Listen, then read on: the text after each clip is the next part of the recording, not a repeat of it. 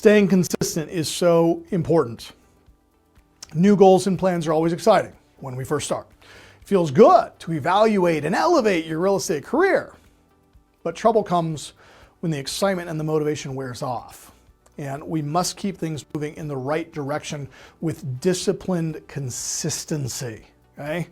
Motivation can fade, but discipline and consistency must remain constant if you want to pack your pipeline and boost your business, okay?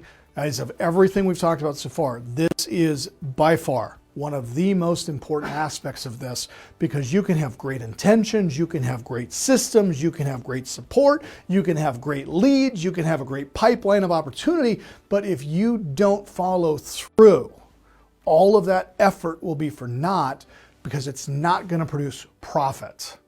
Now, I like to make things simple because I'm not very intelligent, so things have to be simple for me to understand them.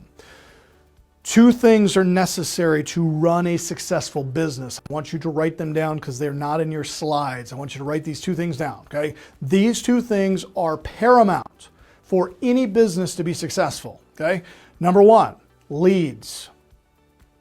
You must have people interested in your product or service. If you don't have leads, you got nothing, okay? Because without leads, you got nobody to sell. And I'm always fascinated when I go to sales conferences and, people are there, the big Tom Hopkins event. I used to go to those things every year and there'd be thousands of people there, all professional salespeople. Not a single one of them knew how to produce a lead, which meant they were really great salespeople, but they could never be self-employed because they don't know how to produce leads. Marketing is the most important aspect of a business. You must know how to make the phone ring. So leads is number one.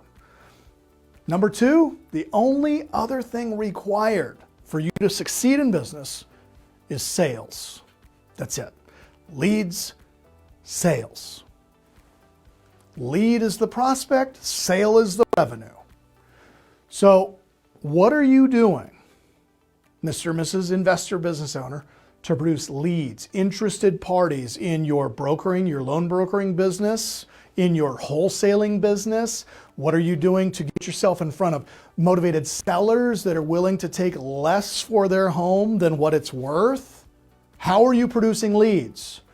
And secondly, if you're producing leads and not making any money, it's because you're not closing the lead. Leads and sales. That's it.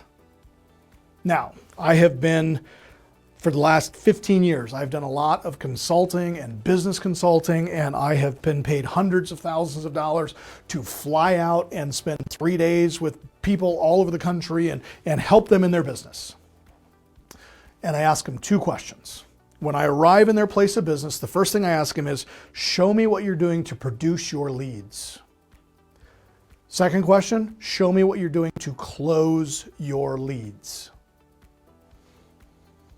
Now, if they can't show me what they're doing to produce the leads, problem solved. We need to focus on the marketing of your business. If they're showing me all of these leads and all these interested parties that are coming to the business, but there's no revenue, we have a sales problem. They can't close. So we just focus now on retraining the salespeople. Pretty simple, okay? Business isn't hard, but you gotta focus on the things that matter.